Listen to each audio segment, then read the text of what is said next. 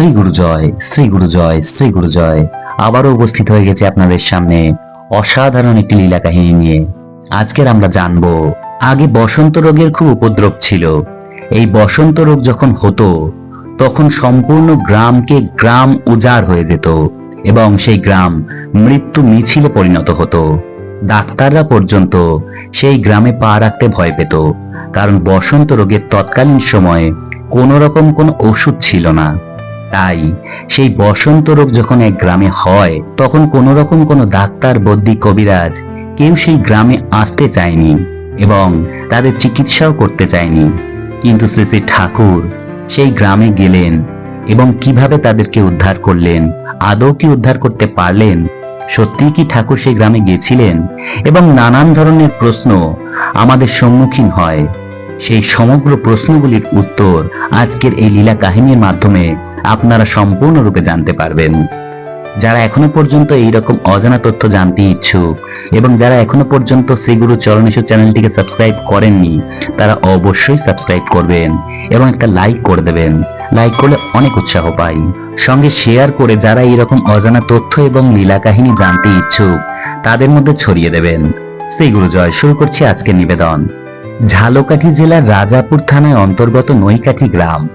নৈকাঠি গ্রামের আশেপাশে ছড়িয়ে ছিটিয়ে আছে মণিনাগ, কামাকাঠি, মেশন্ডা, বিড়ালজুড়ি, সাতুরিয়া প্রভৃতি গ্রামগুলি। রাজাপুরের গোসাই সাধারণত নলছিটি স্টেশন থেকে এই অঞ্চলে আসতেন, আবার কখনো কখনো ঝালকাঠি স্টেশন হয়েও আসতেন। এই গ্রামগুলোতে গোসাইয়ের শিষ্য ভক্তদের সংখ্যা নেহাত কম ছিল না, তবে নৈকাঠিতে শিষ্য সংখ্যা সবচেয়ে বেশি। এই গ্রামের উল্লেখযোগ্য শিষ্যরা হলেন পাল, দত্ত ও বিশ্বাস পরিবারের সদস্যগণ। পালেরা ছিলেন গ্রামের তালুকদার। তারা জমিদার শশী পালের কাছ থেকে তালুকদারি পেয়েছিলেন। তাদের আদি নিবাস ছিল পিরোজপুরের জলুহারে। তিন ভাই উদয় পাল, দ্বারিকানাথ পাল এবং সতীনাথ পাল নৈকাঠি গ্রামের স্থায়ীভাবে বসবাস শুরু করেন। পালদের বিশাল সম্পত্তি, বসতবাড়ি, বাগান, জমি, পুকুর সব মিলিয়ে 25-30 বিঘে পরিমাণ তো হবেই। বসতবাড়ির সদর দরজায় কালীখোলা ও শীতলাখোলা। সতীনাথ পালের সাধ্বী স্ত্রী মানদা সুন্দরী। তাদের দুই পুত্র যামিনী পাল ও ব্রজেন পাল। দুই ভাই রাজাপুরের গোসাইয়ের আশ্রিত। গোসাই নৈকাঠি গ্রামে এলে পালবাড়ির মন্দিরে অবস্থান করতেন। যামিনী গোসাইয়ের পুরন শিষ্য। তিনি ভাই ব্রজেন পালকে গোসাইয়ের কাছে নিয়ে যান। পাড়া গায়ে বিষয় সম্পত্তি নিয়ে শরিকি গন্ডগোল নতুন কিছু নয়। জমি জমা ভাগ বাটোয়ারা নিয়ে শরিকি কোন্দলের শিকার হয়ে পড়েন ভাই ব্রজেন পাল। শরিক পরিবারে কেউ হিংসা করে তাকে ওষুধ খাইয়ে পাগল করে দেয়। তখন যামিনী ভাইকে রাজাপুর গ্রামে গোসাইয়ের কাছে নিয়ে যান। গুরুদেবের চরণে আবেদন করেন ব্রজেনকে ভালো করে দেবার জন্য। সেই সময় গোসাই রাজাপুর আশ্রম বাড়িতে আরো কয়েকজন পাগল রোগীকে রেখে চিকিৎসা করছেন। তিনি ব্রজেন পালকে নিজের কাছে রাখলেন। যামিনীকে বললেন, তুমি বাড়ি ফিরা যাও, ব্রজেন ভালো হইয়া যাইবে, ভয় নাই। এরপর মাসখানেক চিকিৎসার পর ব্রজেন সুস্থ হয়ে উঠলেন। বাড়িতে ফিরে গোসাইয়ের জন্য তিনি নতুন ঠাকুর ঘর তৈরি করালেন। একবার এই নৈকাঠি গ্রামে চর্মদল বসন্তের উপদ্রব হলো। এক বাড়ি থেকে অন্য বাড়ি দ্রুত রোগ ছড়াতে লাগলো। ক্রমে তা মহামারীর আকার ধারণ করলো। রাক্ষসী মারণ রোগের আক্রমণে আবাল, বৃদ্ধ, বনিতা সকলেই মরতে লাগলো। ক্রমে এমন অবস্থা হলো যে সৎকার করার লোক পর্যন্ত পাওয়া যায় না।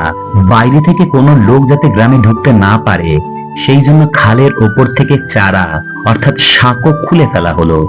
বরিশাল সদরে সংবাদ পাঠানো হলো। সেখান থেকে একটা চিকিৎসক দলকে নৈকাঠি গ্রামের উদ্দেশ্যে পাঠানো হলো। তারা এসে যখন দেখলো বসন্ত রোগের প্রকোপে সারা গ্রাম কাঁপছে, তখন তারা নিজেরাই ভয় পেয়ে গেল, আর গ্রামে ঢুকলো না। তারা বরিশালেই ফিরে গেল। নিছক ভাগ্যের হাতে বেদনাদায়ক হয়ে পড়ে রইল নৈকাঠি গ্রামটি। তখন ব্রজেন পালের বড় মেয়ে ছবি এই কঠিন রোগের শিকার হয়ে শয্যাশায়ী। সারা শরীর পচতে শুরু করেছে। কামারকাঠি গ্রামের বড় কবিরাজ হীরালাল দত্তকে আনা হলো। তিনি রোগিণীকে দেখে বললেন, বাপরে, সাংঘাতিক অবস্থা, এ রোগ সারানো আমার সাধ্য নয়। তখন ব্রজেন পাল ও তার স্ত্রী লাবণ্য প্রভা প্রমাদ গুনলেন, এখন উপায় কি? উপায় একটা আছে। ভবরোগ বৈদ্য একজনই আছেন, তিনি ইচ্ছে করলে অসম্ভবকে সম্ভব করে দিতে পারেন। তিনি হলেন রাজাপুরের ব্রহ্মচারী গোসাই। ব্রজেনপাল তারই শরণ নিলেন। তিনি এই মহা বিপদ থেকে তাদের রক্ষা করতে পারেন। যেমন করেই হোক গোসাইয়ের কাছে সংবাদ পাঠানো চাই। খোঁজ নিয়ে জানা গেল তিনি তখন আমুয়ায় অবস্থান করছেন। সেইখানেই পাঠানো হলো বাড়ির জামাই শান্তি ঘোষকে। তিনি গিয়ে গোসাইকে সব জানালেন। তিনি অভয় দিলেন, ভয় নাই, এই মালাগাছি খান নিয়া যাও, রোগিনীর মাথার কাছে রাইখা দিবা, সে সেরে যাইবে, আর কারোর এ রোগ হইবে না। এরপর ছবি সেদিন রাত্রে দেখলো যে স্বয়ং গোসাই এসেছেন তার ঘরে। নিজের কমণ্ডলু থেকে জল ছড়িয়ে দিয়েছেন তার সর্বাঙ্গে। সঙ্গে সঙ্গে তার রোগ যন্ত্রণার উপশম হলো। তারপর থেকে সে আস্তে আস্তে সুস্থ হয়ে উঠল। আর নৈকাটি গ্রামও মহামারীর কবল থেকে মুক্ত হলো। গোসাইয়ের অনুগ্রহের কথা গ্রামময় প্রচার হলো। তখন গ্রামের হিন্দু মুসলমান সকলে মিলে একটা সভা ডেকে গোসাইকে বিশেষ সংবর্ধনা দিলেন। তাই তো শ্রী শ্রী ঠাকুর বললেন, তোমরা দুষ্কৃতকারী হইও না বা দুষ্কৃতকারীদের সঙ্গে সহযোগিতা করিও না। তোমাদের এই মহা সংকটে একমাত্র কর্তব্য সৎ পথে চলা, সৎ কার্য ও সৎ চিন্তা করা। পাপের পথে এবং অধর্মের পথে থাকিলে মানুষের অকাল মৃত্যুকে ডাকিয়া আনে। ধর্মের পথে যাহারা থাকে তাহাদের বিনাশ হয় না। তোমরা ধর্মের পথে থাকিয়া শ্রী ভগবানের নিকট সুদিন এবং শান্তির জন্য প্রার্থনা করো। আমার এই উপদেশের মর্ম ভাতৃসঙ্গ এবং মাতৃসঙ্গের মাধ্যমে সকল শিষ্য ভক্তের নিকট প্রচার করো। মনে রাখিও, মহা সংকটে উদ্ধার হইবার একমাত্র পন্থা শ্রী ভগবানের চিন্ময় নাম। সেই নাম কীর্তনের সকল অশুভ বিনাশ হয়।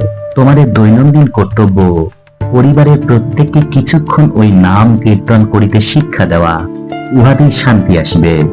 শ্রী গুরু জয়, শ্রী গুরু জয়, শ্রী গুরু জয়। আজকে এইটুকুই। পরের দিন আবার উপস্থিত হয়ে যাব আপনাদের সামনে নতুন কোনো অজানা লীলা কাহিনী বা অজানা তথ্যের সঙ্গে। ততক্ষণ কিন্তু শ্রী গুরু চরণেশ্বর চ্যানেলটিকে সাবস্ক্রাইব করতে ভুলবেন না এবং সকলের মধ্যে শেয়ার করে এইরকম নানান অজানা লীলা কাহিনী ছড়িয়ে দিতে ভুলবেন না। সকলে অনেক ভালো থাকবেন, সুস্থ থাকবেন। দেখা হবে পরের দিন। শ্রী গুরু জয়। নমস্কার সবাইকে।